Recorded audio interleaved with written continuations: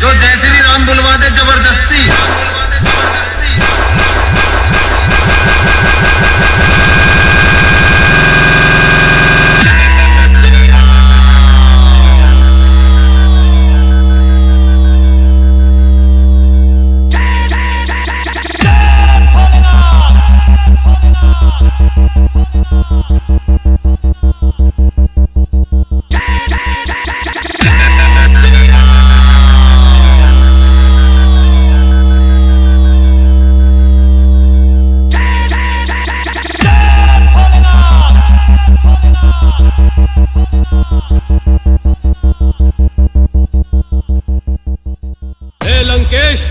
यदि आपको अपने योद्धाओं की शक्ति पर बड़ा मान है तो मैं श्री राम की ओर से आपके समस्त योद्धाओं को चुनौती देता हूँ।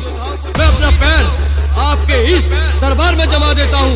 यदि आपका कोई योद्धा इस पैर को धरती से उठा सके तो मैं अपने स्वामी की ओर से ये वचन देता हूँ कि वो अपनी हार मानकर इस लंका से वापिस चले जाएंगे।